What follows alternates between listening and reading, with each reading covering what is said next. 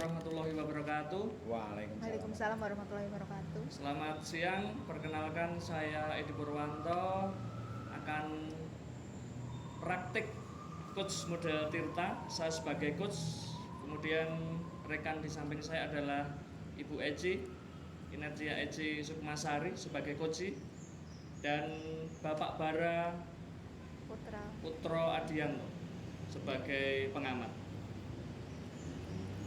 Baik, praktek coach model Tirta akan kita mulai.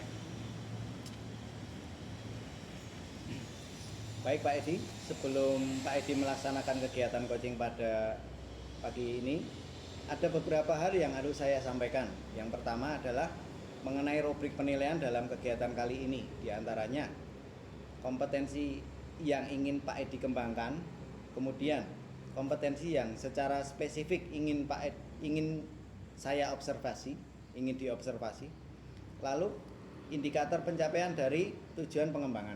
Yeah. Selama kegiatan coaching juga saya akan mencatat segala sesuatu selama prosesnya nanti. Saya juga akan berusaha melakukan penilaian secara objektif yang bebas dari asumsi, serta fokus pada area yang ingin Bapak kembangkan. Kemudian setelah kegiatan coaching selesai, saya akan menyampaikan hasil observasi saya. Yeah. Baik Pak Edi, yang pertama, saya ingin menanyakan dahulu kepada Pak Edi, kira-kira kompetensi coaching apa yang ingin Pak Edi kembangkan? Dalam hal ini saya ingin mengembangkan praktek coach model Tirta, Pak. Baik, kemudian bagian kompetensi mana yang ingin secara spesifik ingin saya observasi Pak Edi? Ya, nanti Pak Bara tolong saya diobservasi tentang bagian spesifik mendengarkan aktif. Nah, itu saya ingin diobservasi. Lalu apa yang kira-kira menjadi indikator ketercapaian dari tujuan pengembangan yang Pak Edi inginkan? Indikator ketercapaiannya nanti ketika coach saya menemukan sebuah solusi, dan nanti coach saya merasa puas terhadap solusi yang dia temukan sendiri. Bisa dimulai. Ya, baik. Bisa kita mulai. Selamat siang Pak Edi. Oh ya, selamat siang Bu Eci. Tumben yang kesini. Ada yang bisa saya bantu Bu Eci? Iya. Pak Edi ada waktu siang ini Pak? Barang sebentar, 10-15 menit untuk mendengarkan curhatan saya Pak Edi. Oh iya, silahkan Bu Eci. Wah, kok Terima kayaknya kasih. wajahnya agak sedikit beda hari ini. Mungkin ada permasalahan kayaknya ini ya. Iya Pak, sebenarnya bukan masalah yang besar tapi cukup saya anggap cukup mengganggu. Sebenarnya berkaitan dengan pembelajaran di kelas saya Pak, di kelas 4 itu yang membuat saya sedikit agak tidak nyaman. Oh, kelas 4 ya. Ya, ada apa Bu Eci dengan pembelajaran di kelas 4?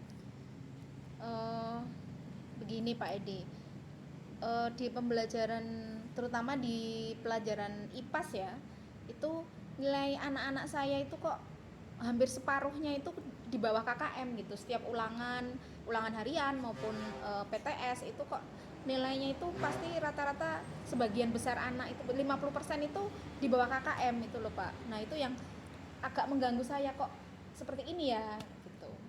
Oh, begitu ya. Berarti banyak siswa yang nilainya di bawah KKM. Iya Pak.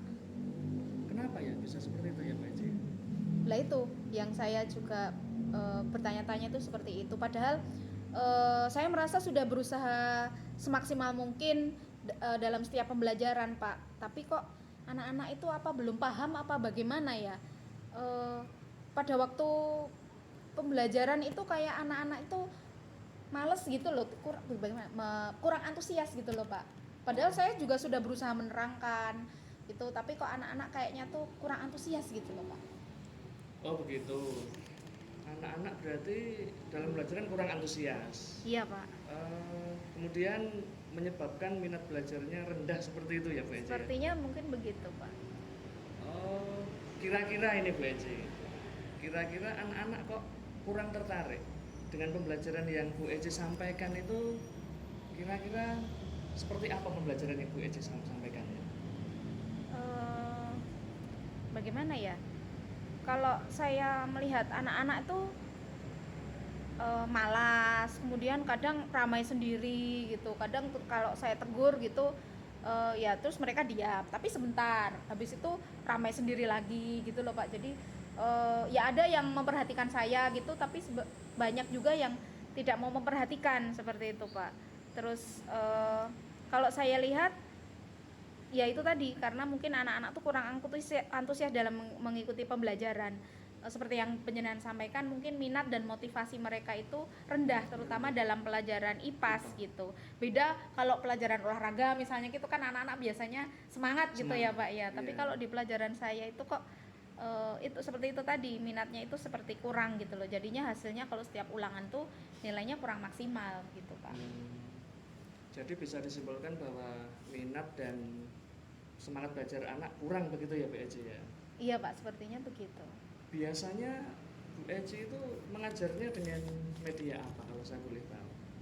Ya seperti biasa sih Pak, saya pakai buku, kemudian pakai LKS, lalu saya terangkan.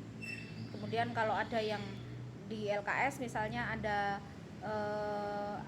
tugas untuk diskusi gitu, saya suruh anak-anak diskusi gitu aja sih Pak. Ingat seperti biasa saya ngajarnya juga sehari-hari seperti itu. Iya, berarti hanya menggunakan papan tulis, kemudian Iya. buku LKS begitu ya? Iya Pak. Mungkin Bu Eci pernah punya gagasan yang lain dengan pembelajaran itu? Mengapa kok kurang menarik? Apa mungkin dengan pembelajaran yang seperti apa? Pernah nggak Bu Eci punya gagasan yang lain? Pembelajaran seperti apa yang ingin ditampilkan? Ya biasanya kalau metode maksudnya selain menggunakan LKS sama nulis di papan tulis gitu Pak. Iya betul. Kira-kira apa ya Pak yang cocok gitu? Mungkin di kelas Bu Eci mungkin ada alat elektronik atau yang bisa membantu proses pembelajaran yang lain mungkin, atau dengan metode yang lain yang pernah diajarkan selama Bu Eci kuliah. Coba diingat-ingat, Bu Eci pasti pernah sebuah riset atau penelitian pernah Bu Eci terima ketika sedang kuliah. Metode yang lain mungkin seperti apa? Iya sebenarnya yang sudah saya pelajari juga pasti banyak, bisa misalnya selain hanya menerangkan itu bisa pakai LCD misalnya, kemudian bisa pembelajaran di luar kelas, kemudian memakai media-media yang memanfaatkan media-media pembelajaran yang ada di sekolah itu mungkin bisa, dan sebenarnya saya sudah pelajari juga Pak, tapi mungkin belum saya praktekkan seperti itu Pak. Nah itu menurut saya yang sudah Bu Eci sampaikan tadi termasuk metode yang bagus. Selain hanya papan tulis dan LKS, kok menurut saya itu menjemukan ya, seperti media LCD, kemudian proses pembelajaran di luar kelas. Menurut saya kok itu sangat menarik. Kemudian dengan menambahkan pembelajaran di luar kelas, pembelajaran itu akan menjadi tidak monoton menurut saya. Oh, gitu ya Pak Iya. ya. Berarti menurut Pak Edi sebenarnya masalahnya itu ada di strategi pembelajaran saya yang kurang variatif gitu ya Pak ya. Iya, itu adalah sebuah solusi yang telah Bu Eci temukan sendiri. Iya, coba kalau begitu nanti saya coba Pak untuk menggunakan strategi atau metode pembelajaran selain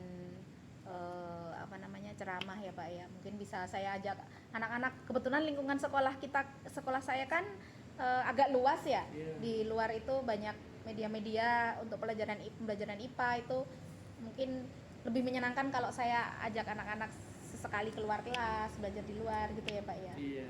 Terus menggunakan media-media, memanfaatkan LCD. Kebetulan di kelas juga sebenarnya ada Pak LCD, tapi jarang saya pakai gitu Pak, karena ya kadang males atau pripun nggih, karena keseharian juga paling cuma nerangin aja, ya udah diterangkan aja sama mengerjakan LKS gitu Pak.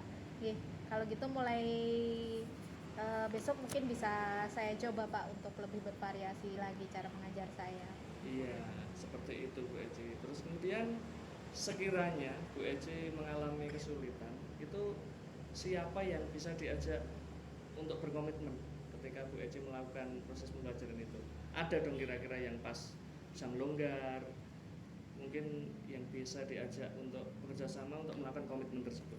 Iya Pak, karena mungkin bukan hal yang mudah ya Pak ya untuk Iya. memulai hal tersebut, karena saya sudah terbiasa dengan pola mengajar saya, tetapi memang kalau saya ingin meningkatkan hasil nilai anak-anak kan tetap saya harus melakukan perubahan ya Pak ya. Cuman saya sadar bahwa untuk melakukan perubahan juga pasti tidak mudah. Saya butuh effort juga. Terus ada beberapa hal yang mungkin tidak bisa saya lakukan sendiri misalnya karena saya belum terbiasa. Ya nanti paling saya ngerepotin jenengan, minta bantuan sama Pak Edi. Kemudian misalnya saya tidak bisa mengoperasikan alat-alat yang mau saya gunakan, saya bisa minta tolong kepada teman yang lain, operator atau yang lain gitu. Kira-kira Pak Edi nanti bersedia tidak Pak untuk membantu saya kalau saya kesulitan Pak? Insya Allah sih ya. Ya, Jika saya longgar alhamdulillah. nanti tetap saya bantu Bu Eci ya. Iya. Terima kasih sekali. Iya. Ya, setelah sharing pada pagi hari ini Bu Eci, ya, perasaan Bu Eci bagaimana? Ya agak sedikit tercerahkan Pak. Paling tidak saya sudah bisa punya rencana untuk diri saya sendiri mengenai apa yang akan saya lakukan nanti gitu, Pak. Dan semoga saya bisa melaksanakannya dengan benar, dengan baik, dan benar-benar saya laksanakan gitu. Kalau begitu terima kasih Pak Edi sudah mendengarkan curhatan saya, sudah membuat saya menemukan solusi lah istilahnya. Tapi tetap saya nanti minta bantuannya loh Pak Edi. Iya, insya Allah saya siap. Ya, alhamdulillah juga saya ikut bersenang juga Bu Eci telah menemukan sebuah solusi sehingga perasaannya agak lega ya untuk Bu Eci Lega sekarang sekali. ya. Iya Iya. Pak, betul. Iya. Mungkin besok kalau butuh bantuan tinggal kontak saja Bu Eci. Siap, Jika siap, tetap saya bantu. alhamdulillah. Ya. Baik, terima kasih Pak Edi. Iya, sama-sama Bu Eci. Baik, terima kasih Pak Edi. Selama proses coaching saya sudah melakukan pengamatan luar biasa dari apa yang telah saya amati. Pak Edi sudah melaksanakan coaching dengan alur Tirta dengan tepat sekali. Alur percakapan Tirtanya juga lengkap tanpa melabel dan menuntun Ibu Eci dalam menemukan solusi dari masalah. Apa saja yang sudah Pak Edi lakukan yang merupakan indikator dari ketercapaian pengembangan yang ingin Pak Edi kembangkan? Ya, saya sudah melakukan yang mendengarkan secara penuh, mendengarkan secara aktif dengan cara fokus memusatkan perhatian saya ketika coach memberikan sebuah cerita permasalahan. Yang terakhir ini Pak Edi, kira-kira selain kompetensi mendengarkan dengan cara penuh tadi, kompetensi apa yang ingin Pak Edi kembangkan lagi? Kompetensi yang ingin saya kembangkan adalah saya ingin memberikan berbagai macam pertanyaan berbobot supaya coach bisa menemukan solusi sendiri Pak Bara. Sehingga coach dengan perasaan penuh kelegaan, perasaan penuh puas menemukan solusi dalam dirinya sendiri sehingga proses coach ini berlangsung dengan baik dan bermanfaat bagi semuanya. Baik, Pak Edi mempunyai paradigma berpikir coaching yang baik sehingga bisa menuntun Bu Eci dalam menyelesaikan masalahnya. Ya, Terima kasih juga telah memberikan kesempatan saya untuk belajar bersama Pak Edi dan Bu Eci. Ya, sama-sama. Sekian Pak dari Bara. saya. Ya. Demikian praktek coach dan coach model Tirta pada siang hari ini. Kami bertiga mohon maaf jika banyak sekali kata-kata yang tidak berkenan. Terima kasih. Kami akhiri. Wassalamualaikum warahmatullahi wabarakatuh. Waalaikumsalam. Waalaikumsalam.